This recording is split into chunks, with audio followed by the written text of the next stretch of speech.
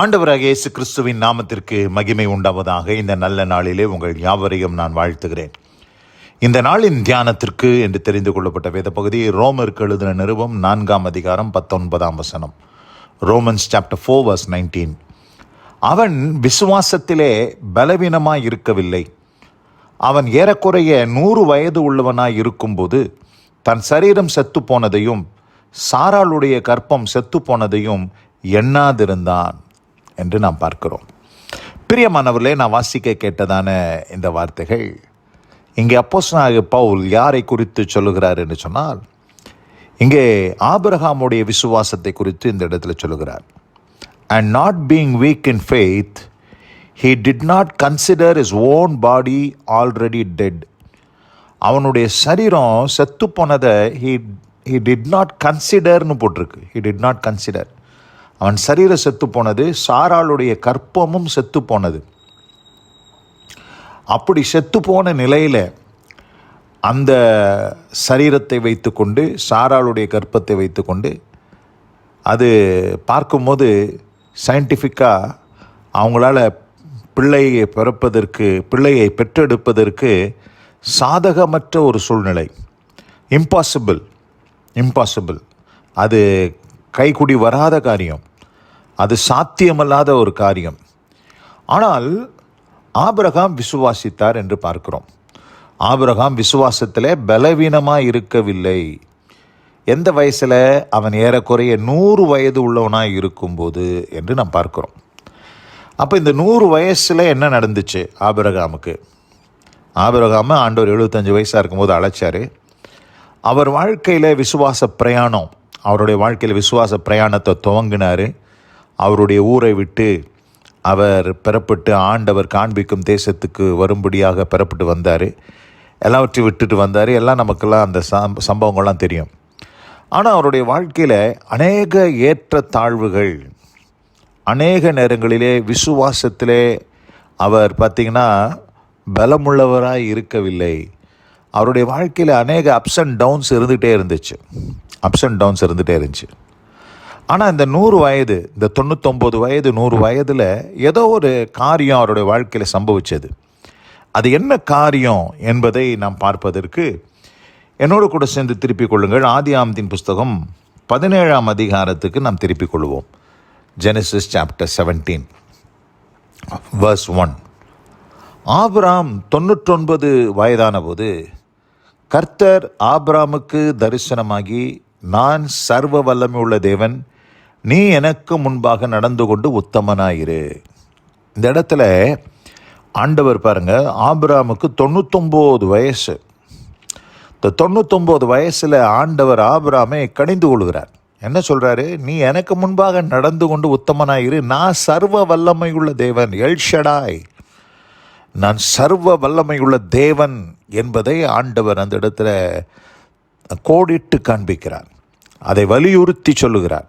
நான் சர்வ வல்லமுள்ளவர், almighty God என்று அந்த இடத்துல தெளிவாக ஆபிரகாமுக்கு சொல்லுகிறார்.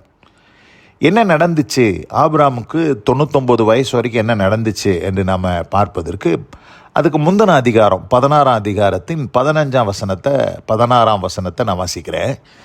ஆகார் ஆபிரகாமுக்கு ஒரு குமாரனை பெற்றாள். ஆபிராம் ஆகார் பெற்ற தன் குமாரனுக்கு இஸ்மவேல் என்று பெயரிட்டான்.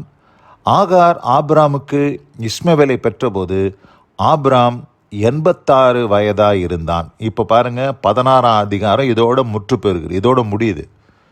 ஆனால் 17 அதிகாரம் ஸ்டார்ட் பண்ணும்போது ஆபிராம் 99 வயதான போது, அப்போ பாருங்கள் 86 வயது எங்கே இருக்குது, 99 வயது எங்கே இருக்குது?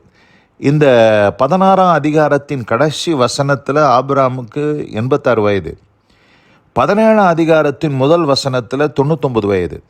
அப்போ 13 வருஷம் ஆபிராமுக்கு எந்த சரித்திரமும் இல்லாமல் போயிடுச்சு, எந்த ரெக்கார்டுமே இல்லை. அப்படின்னா என்ன அர்த்தம்? ஆபிராம் அவனுடைய மனைவியாகிய ஆகார், அந்த அடிமை பெண்ணாகிய ஆகாரோடு இசைந்து அவள் அவனுக்கு பெற்றெடுத்த இஸ்மவேலோடு அவன் கூடிக்கொண்டு அவன் கர்த்தரையே மறந்து போனான். கர்த்தரை விட்டே விலகி போன மாதிரி ஆயிடுச்சு. அந்த இடத்துல எந்த சத்தமும் இல்லை, தேவன் பேசலை, ஆபிரகாம் ஆண்டவருக்கு பலிபீடம் கட்டலை, எதுவுமே செய்யலை. அப்போ பாருங்கள், அந்த இடத்துல ஒரு பெரிய கேப், 13 வருஷம், 13 லாங் இயர்ஸ். அப்போ 13 வருஷம் ஆபிரகாமுக்கு எந்த சத்தமும் இல்லை, ஆண்டவரால் பேச முடியல. ஆனால் ஒரு காலகட்டத்தில் ஆபிரகாம் அந்த பிள்ளைங்கள்லாம் கொஞ்சம் பெருசான உடனே போதும், இது வரைக்கும் என் மனைவியோடு என் பிள்ளையோடு இருந்ததெல்லாம் போதும்னு சொல்லி அவருக்கு கொஞ்சம் ஃபெட்டப் ஆகி கொஞ்சம் வெளியில் வந்த உடனே தான் ஆண்டவர் பேச ஆரம்பிக்கிறார் ஆபிரகாமோடு. ஆபிரகாமே, இப்போ உனக்கு 99 வயசு, நீ எனக்கு முன்பாக ஓடாத. நீ ஏதோ ஓடி நீயா உன் முயற்சியில் ஒரு சந்ததியை பெற்றெடுத்து ஏதாச்சும் சாதிக்கணும்னு சொல்லி நீ முயற்சி செய்கிற, நீ ஓடாத. நீ அப்படி ஓடினா இஸ்மவேலை தான் பெற்றெடுப்ப. இஸ்மவேல் பெற்றெடுக்கப்படுகிற காரியம் எனக்கு அது சித்தம் இல்லை. நான் சாராளை கொண்டு தான் ஒரு காரியத்தை செய்ய போகிறேன். ஆதலால் நீ எனக்கு முன்பாக நடந்து கொண்டு உத்தமனாயிரு, நான் சர்வ வல்லமை உள்ள கர்த்தர் என்று அந்த இடத்துல தன்னை சர்வ வல்லமை உள்ளவராக ஆண்டவர் தம்மை வெளிப்படுத்துகிறார். அப்போ அந்த ஆல்மைட்டி காட், அந்த சர்வ வல்லமை உள்ள எல்ஷடாயை அங்கே ஆபிரகாமுக்கு ஒரு வெளிப்பாடு கிடைக்குது. வெளிப்பாடு கிடைச்சி ஆண்டவர் சொல்கிறாரு, நீ எனக்கு முன்பாக நடந்து கொண்டு உத்தமனாக இருக்கணும். நான் ஆகாரை கொண்டு அவள் மூலமாக வரக்கூடிய சந்ததியை நான் ஆசீர்வதிக்க போகிறது இல்லை. உன் மனைவியாகிய சாராள், 16ஆம் வசனத்தில், 17ஆம் அதிகாரத்தின் 16ஆம் வசனத்தில் வாசிக்கிறேன். நான் அவளை ஆசீர்வதித்து அவளாலே உனக்கு ஒரு குமாரனையும் தருவேன். அவள் ஜாதிகளுக்கு தாயாகவும் அவளாலே ஜாதிகளின் ராஜாக்கள் உண்டாகவும் அவளை ஆசீர்வதிப்பேன் என்று இங்கே சாராயை குறித்து ஆண்டவர் சொல்லுகிறார்.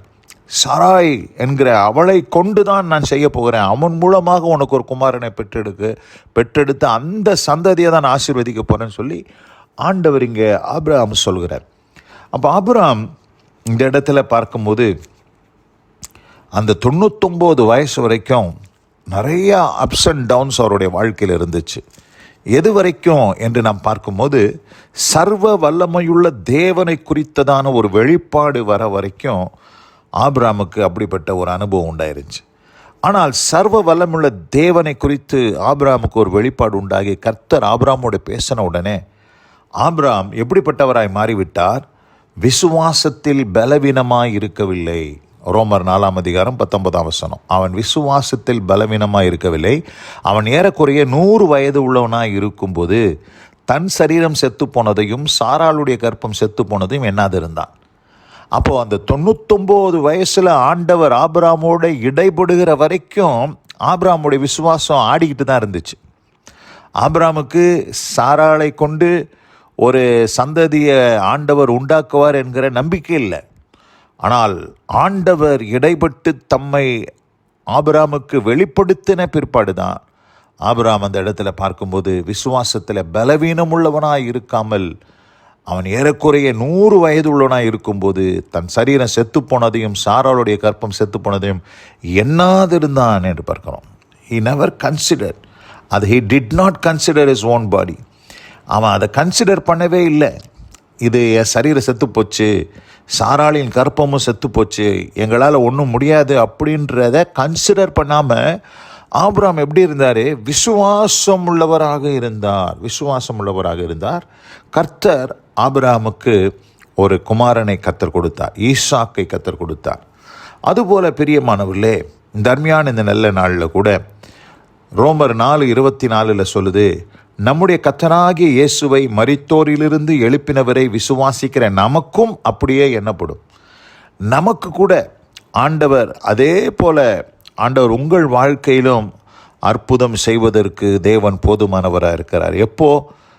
கர்த்தராகிய இயேசுவை மரித்தோரிலிருந்து எழுப்பின அந்த சர்வ வல்லமையுள்ள தேவனை நாம் விசுவாசிக்கும் போது, நான் விசுவாசிக்கிறேன் நமக்கு அப்படியே ஆகும் என்ற வார்த்தையின்படி உங்களுக்கும் அது அப்படியே ஆகும்.